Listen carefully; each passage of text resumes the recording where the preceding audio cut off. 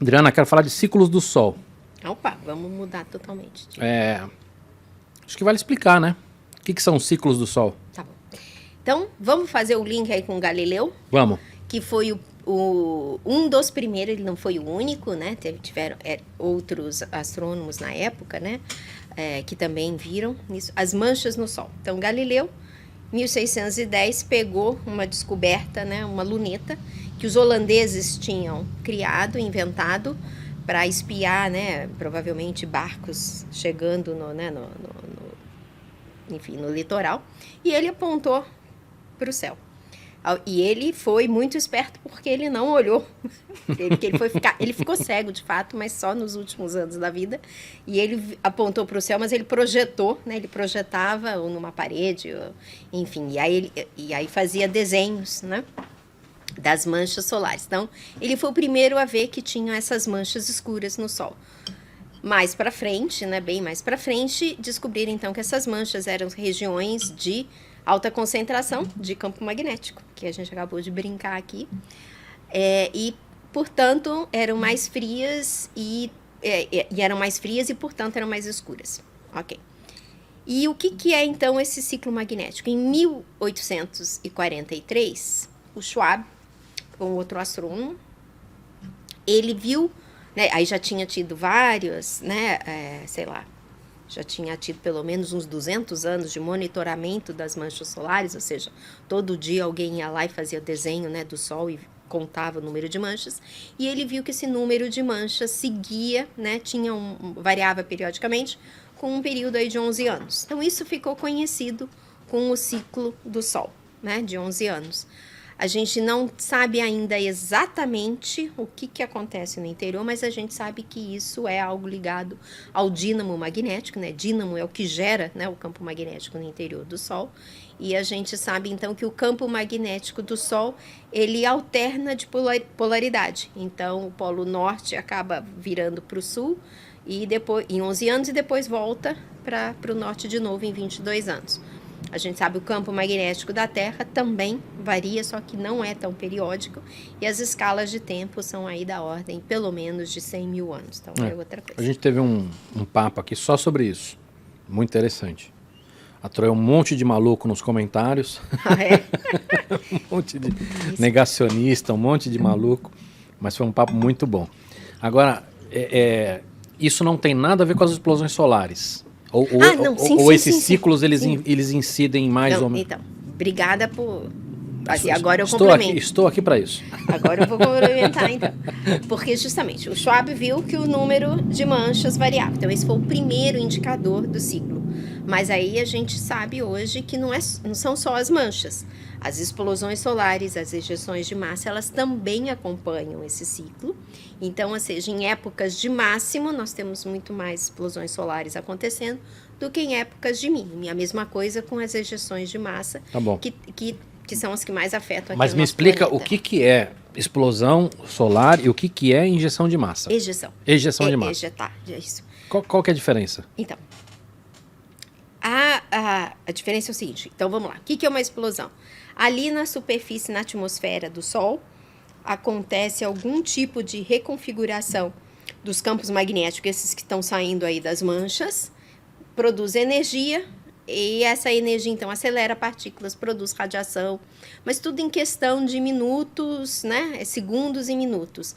Um monte de radiação é produzida, né? Então, e essa radiação até pode ser letal, tá? Para um astronauta que esteja desprotegido fora da estação espacial, esteja consertando alguma coisa, enfim. Dentro ele está protegido ou não? Sim, porque a estação espacial foi feita, né? Deve ter ali um isolamento de chumbo para absorver justamente essa radiação, né? Raio-X, enfim, raios gama. É ionizante, né? Isso.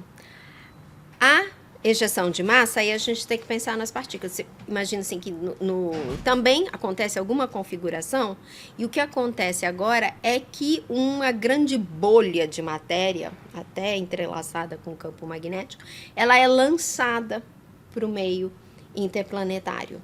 E aí, não, agora é uma coisa mais lenta, vem em questão de horas, e as horas são partículas.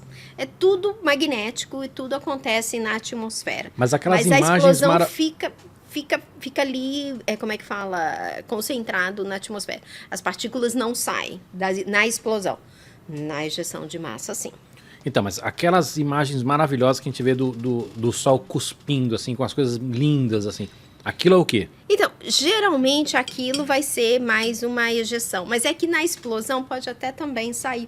É que geralmente as coisas, elas cospem e elas voltam. Elas ficam ali confinadas. Então, é porque assim, tem uns que claramente parece um campo magnético, né? Você vê ali quase que um arco, arco, né? Um arco ovalado. Mas tem alguns que parecem uma lambida de fogo, assim, sabe? Tem É isso, mas são mais explosões. Tá. E acontece, a gente vê, mas elas não vão sair para o meio interplanetário. Tá bom. Elas ficam ali confinadas na atmosfera do Agora, Sol. qual dessas duas é que tem interferência na Terra? A ejeção de massa são as partículas quando elas chegam aqui na nossa magnetosfera. E isso pode causar que tipo de problema? Tá. Vamos dizer assim, para as pessoas, né, para os seres vivos, não causa nada, porque a gente tem o nosso campo magnético. Mesmo as mais grotescas. Pra gente, não. O que eles interferem muito? Tecnologia.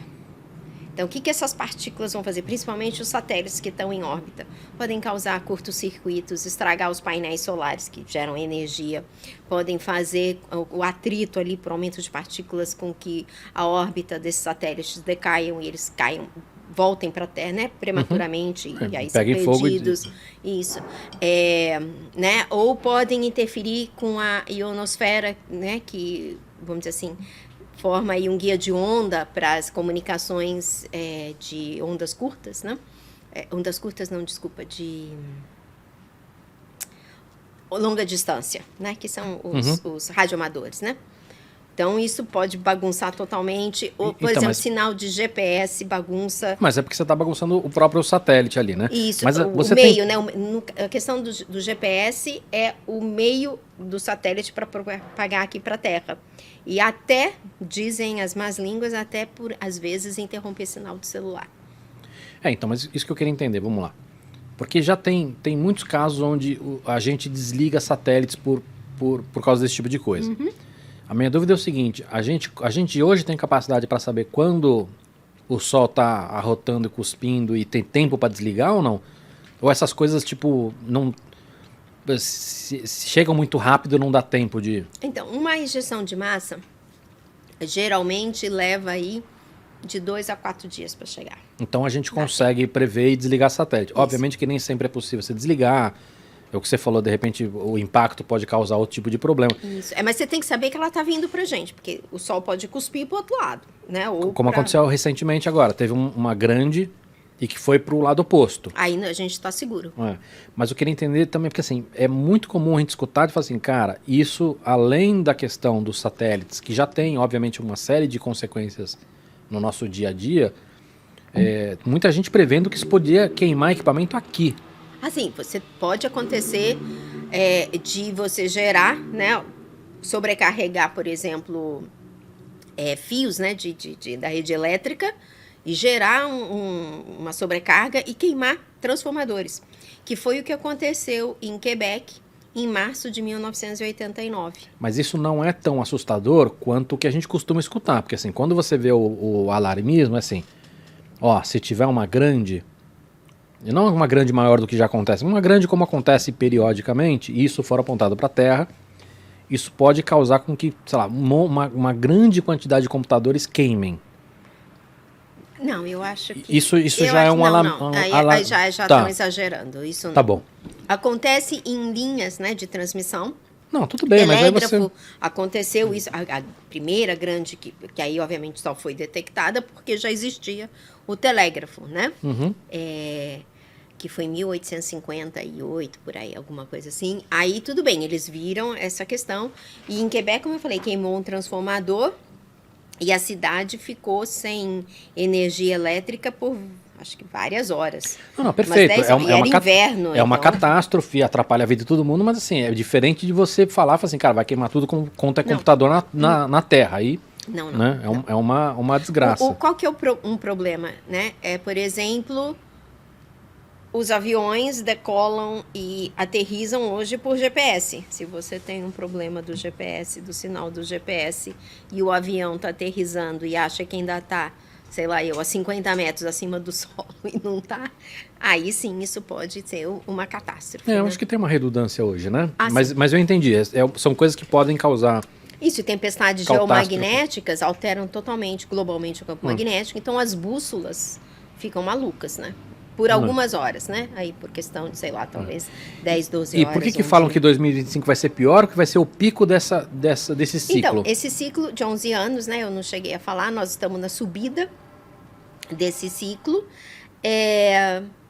E a previsão é que esse ciclo seja ou do mesmo tamanho que o anterior ou menor. Então, não vai ser nada de Tá, isso que eu ia extraordinário, falar, não. Eu mas acho... o anterior não foi tão punk, é Não, isso? aliás, nós estamos, acho que grandes mesmo foram tipo 100 anos atrás. Acho que de lá para cá eles estão diminuindo. Não quer dizer que eles não vão voltar a aumentar. A gente não sabe Mas- por quê, né? Não. Porque ainda tem isso, né? Os ciclos também. Você tem a variação a cada 11 anos, mas tem ciclos que são mais intensos e ciclos que são menos intensos, né? O último foi até fraquinho. Agora,